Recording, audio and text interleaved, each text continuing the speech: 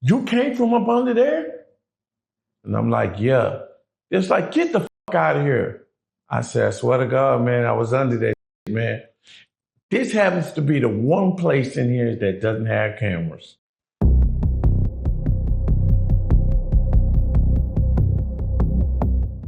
Prison Stories 101. Man, it seems like it don't make sense if I ain't bringing Ice Gizzle back in the building, man. Once again, you've only been enlightening this channel to things that go on. At first, a lot of people was trying to, question if your knowledge and where you actually serve, but slowly but surely, those that have started coming in and confirming these stories that you're telling. But with that being said, man, how your spirits? How you doing, man? Man, I'm good, man. I'm breathing, man. How you doing today? Man, I'm doing all right. First and foremost, everybody always comments on your outfits, man. They always be like, man, that boy Gizzle coming through with some nice little fits, man. Do you be seeing those comments? Yeah, I'll be seeing them, man. I appreciate the love, man. It's like I've been gone so long. I'm so used to dressed in the same outfit every damn day, creasing it up and shit, that shit, I done fell in love with getting dressed every day. Even if I'm just going to the store, I'm finna get G'd up and soldier down, you heard me, and shit, because I don't want to waste nothing. Yeah, it's funny because a lot of inmates who are released having to not pick their clothes or wear the same thing every day, I do see them being more stylish than most. Like they get out and they kind of, not say go overboard, but they be like, man, listen, I wasn't able to dress for X amount of years. Yeah, man. It's a trip how the simple things in life you never pay attention to become your go-to and shit when you go through a situation. You know what I'm saying? Some of the smallest things that you don't even think about, a person after so many years of missing it, not seeing it, not hearing it, not smelling it. Once you get out and shit, you run right to it and shit. And it's just like a breath of fresh air, you know? Exactly. I see you have a scar on your shoulder, man. Is that what war wound is that from? Is that in prison or out of prison? Nah, this is out of prison, man. They made me go get a job when I first came out and I was in the halfway house, right? So I worked for this spot called Western Extrusions out there in Carrollton. And it's funny you say that. Super Bowl Sunday, a year and a half ago, well, almost 2 years ago, Super Bowl Sunday and shit comes along and shit, and I'm off. We do 12-hour shifts over there. And this place makes steel. You know what I'm saying? So it's nothing but steel and concrete in this whole building, whole factory, right? So there's like, hey, you want some extra hours? I'll throw them to you. Because we got a lot of people want to watch the game.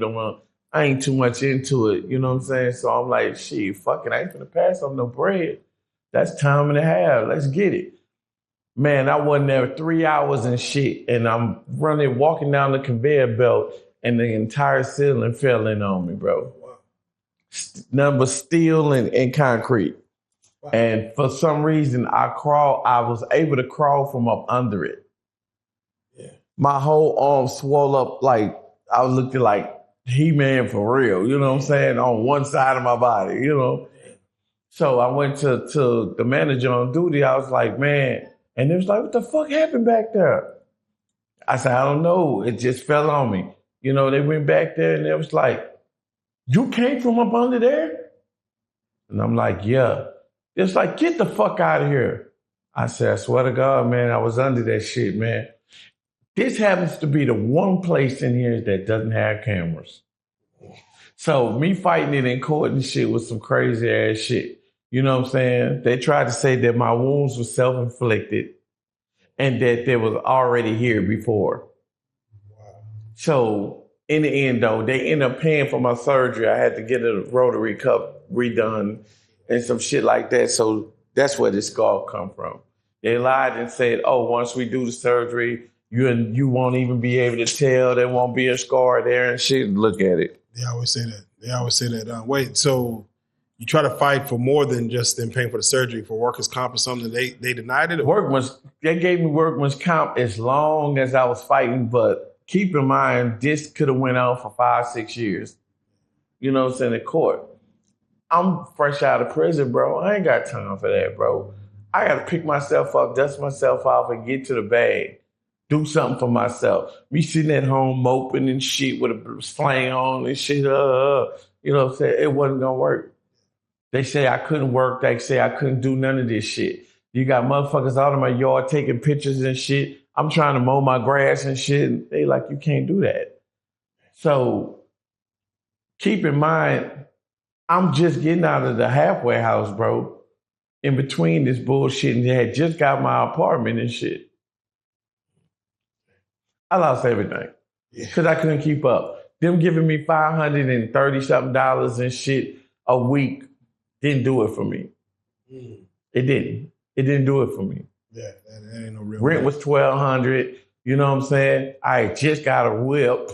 You know what I'm saying? Insurance and shit. Paying $700 something for man, it didn't work. You know what I'm saying? So I was like, fuck y'all. Y'all can have it and shit. Cause I'm still telling my lawyer, like, how long is this shit gonna take? Oh, if you just be patient, you got millions coming to you. Do I really, bro? I'm gonna be a bum and shit before the shit come. Y'all gonna come chase me up under a bridge and shit. Oh, we got your check. We got your check finally. I lost my mind and shit. 9 years later. Yeah, 9 years later, man. Fuck that. So I just moved on, man. I moved on. Okay, war wounds, man. Ah, that's crazy. What are jobs that you notice that inmates who get out, what are some of the go-to jobs for those who are probably watching this and are fresh out that they should be trying to apply for? Depending on what you can do, there's a lot of, believe it or not, there's a lot of go-to jobs.